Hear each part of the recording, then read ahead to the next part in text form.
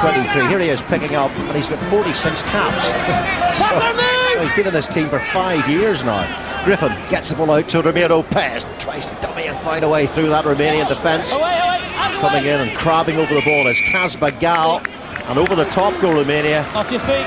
So Italy get the penalty kick. 7, stay on your feet. Bortolussi get a second chance. He won the ball legally, 7 straight over. We'll have a look. Unfortunate for Romania there, because it was a great reading of the play. Pez got absolutely smashed right on the gain line and driven back, but unfortunately the defender just didn't come back onto his feet and challenge for the ball. He just lay on the ball, and unfortunately for Romania, Italy have another opportunity at a penalty. Bortolussi, another one of these Italian players born outside Italy. He's from Auch in France. There's confirmation of why the penalty kick was given. Plays his rugby at Montpellier, does David Bortolussi. It's a very fine line that, where Manta, the number 7, just getting in on the ball. Sometimes through no fault of his own, one can lose one's feet, and then you get penalised. But equally, he could have got the ball back there. It's a 50-50 call. And Johnny Wilkinson pose. This is so popular these days. The goal kickers. Well, this one should be straightforward for Bortolussi, and it is 8 points to 0 now to the Italians. And a good crowd here in Marseille. The stadium about half full, but that means about 40,000 people. Of course, we're quite close to the Italian border here. They'll get good support, and as I said, the Romanians very much an adopted French nation, so they'll get good support from the locals.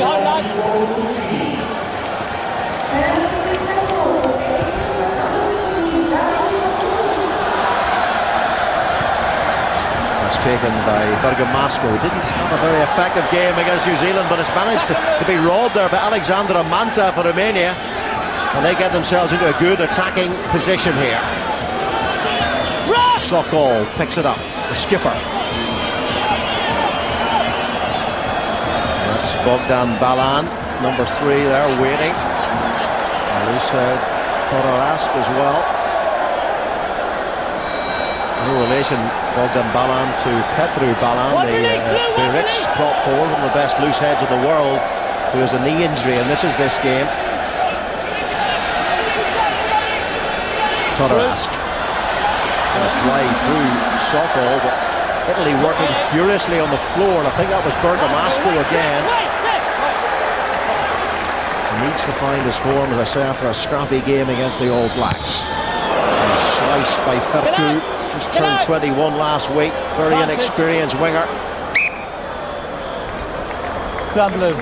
And Italy will be very, very pleased with this start. And with 15 minutes on the scoreboard, or on the clock, really what they've done is they've exerted a lot of control on this game. They've set up a foundation, and really the Romanians don't seem to have much control at all. And Italy, with 8 points on the board, they'll be very, very happy, because really starting this game, it was about getting things back to basics after that terrible, terrible disappointing performance against New Zealand. I mean, against New Zealand they gave away 2 tries in the first couple of minutes, so it was imperative that they actually stamped their authority in this game and got a little bit of control in it.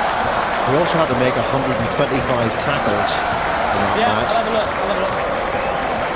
But it's extraordinary to think that Italy, about 3 weeks ago, should almost have beaten Ireland at Ravenhill in Belfast.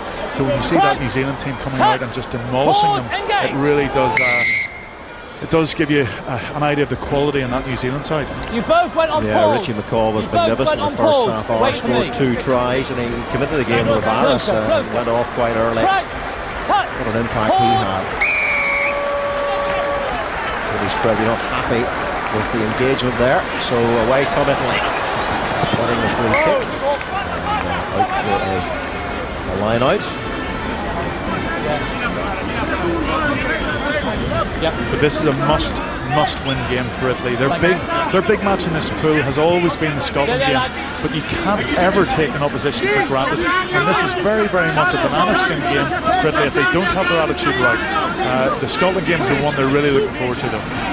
Pastuccia and Josh Scholl, who's the man who failed to gather the ball, is taken on by Todorask. So Italy lose their first line out, but they've turned the ball over again. Paul Griffin. Josh Scholl takes it on. And fires the pass out for Ramiro Pez to Bergamasco in midfield. Little chip through by Canale. And the covering player is the young winner, Ferku. Top tackle, what's he doing? Oh, sorts of problems there, but Tony Spreadbury says no try. But I tell you what, Ferku, every time he gets the ball, he looks panic-stricken. Charge down, man in front, offside. When we're saying about lack of control, Mark, really that ball needed to be dotted down or cleared or something, but running it from behind your own post with the Italian defence rushing in on you was not the best idea there, and Romania very, very fortunate to come away with the advantage there.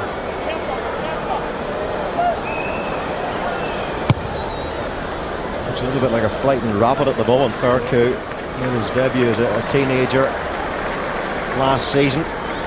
Clearing kick from Julien Dumitras. Well, a little chip through. Bertolucci was chasing on, and this is where Ferku, you know, Bertolucci got hold of him, and then this crazy kick.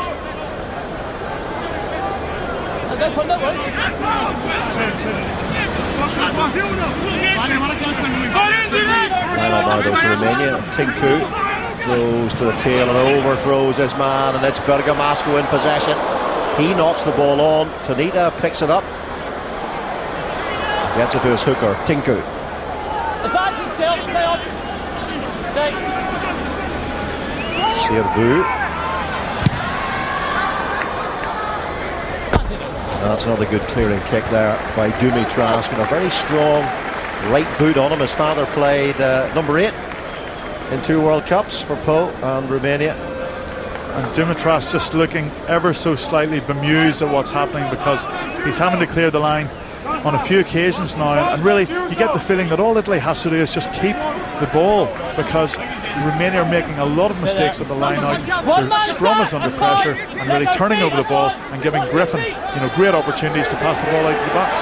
And Bortolami is always a good choice at the line out. The Gloucester player was the captain of the Guinness Premiership side of the season. And what a drive this is by the Italians. 15 metres of mauling.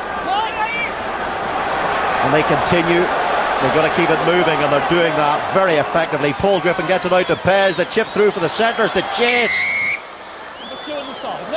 They're coming back. Tony Spreadbury says it was taken by Dumitras in from the side. Therefore it's not truck and trailer. Again, another bemused look from the fullback there, and you know, they had nothing to lose by taking that chip, because you know, they'd seen Spreadbury with his hand up for the penalty. The Romanian defence coming in from the side, not allowed to do that, must join from the back of the maul. I look for it. No. You know, the referees have been told in this tournament not to talk just as much to the players, but Tony Spreadbury will not be able to do that, I can tell you. He is a chatterbox. Now you see Tinku coming driving in from the side there. And not just a chatterbox, but also not averse to a little bit of a few odd decisions from time to time. And that is another try. Oh, it's time off. Well, the hooker Festuccia thinks he's got the touchdown, but Tony Spreadbury is going to check it with the TMO. The grounding the ball was not in touch. I am happy with the grounding. So is it a try, yes or no? Good take by Bernabo. And then it was very simple from then on in. There was a gap down that blind side. Well, what do you think? Well, I think we need to look from the other angle, and then it will become apparent, because it looked as if that boot was on the line. There's very little in it. It is a matter of millimetres between Italy and a second try.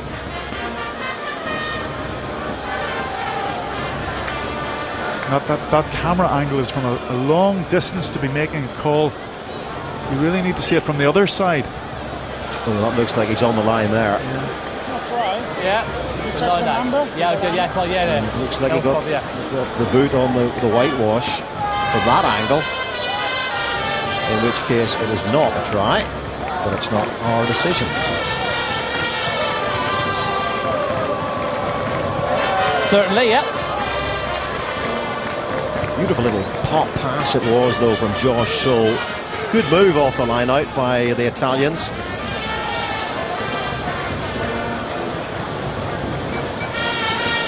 is yours. He actually used his left foot to try and propel him into the opposition to drive over the line, but that left foot has just maybe gone out a little bit too far.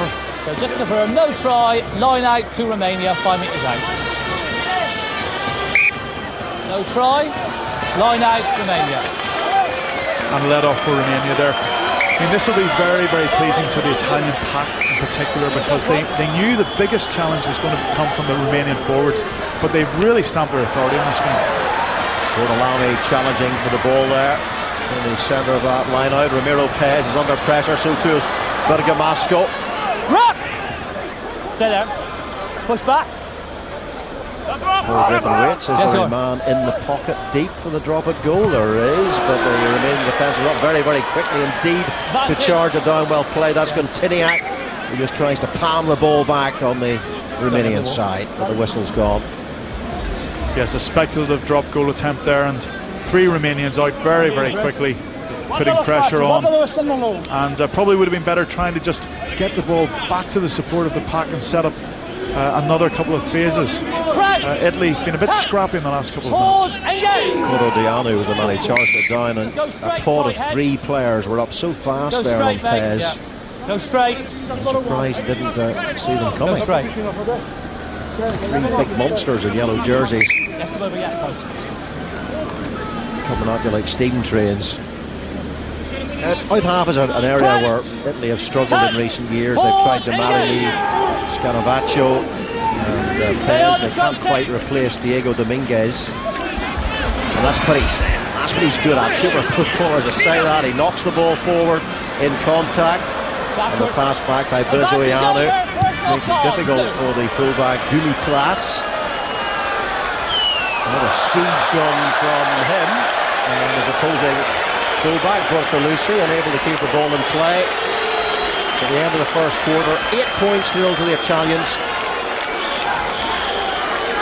A great kick from Romania in 15, but to be fair, he's had a lot of practice in this first quarter and got good distance and a little mistake there. Parisi did everything right, but just that control of the ball on the ground, just letting him down, and really Italy have only got themselves to blame for not having had a lot more control in this game. Parisi's father was a winger, and at times he's a back's instinct when he's running with the ball. Taken by Tonita. Tackle from Josh Soul. He's got to get out of the way there, which he does do. Delapi's injury during the scoring of the try must be reasonably serious, but he's not coming back onto the pitch. Ronaldo is here to stay. And the pick up from Christian Petri is inevitable. There it is. Bezier, second row forward, in his 55th cap. There's over 250 caps in this Romanian pack.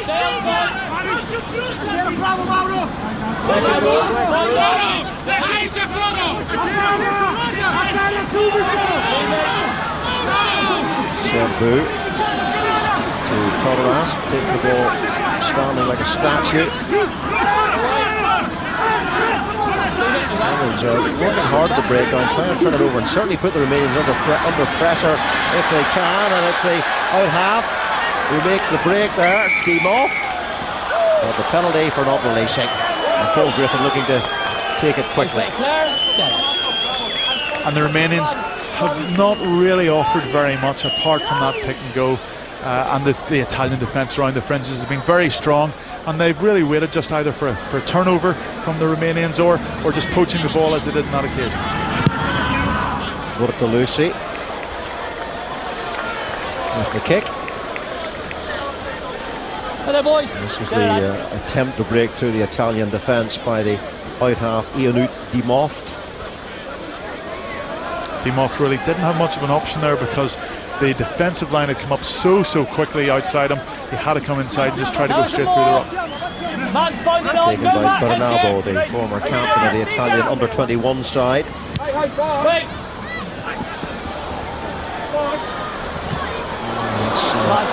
Again, he's not having a good game, is he, Federico, but he was under pressure there.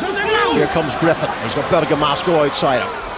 Bergamasco tries to offload under pressure. The Italians there, though. Breziano, experienced left winger. trying to gather the ball. Again, the whistle's going. A very start affair, this Tyrone. No real rhythm being generated in the game at the moment. Very much so. Very staccato, very short. Really, the Italians are being dragged down by the Romanians here, and they're trying to move the ball off the turnover.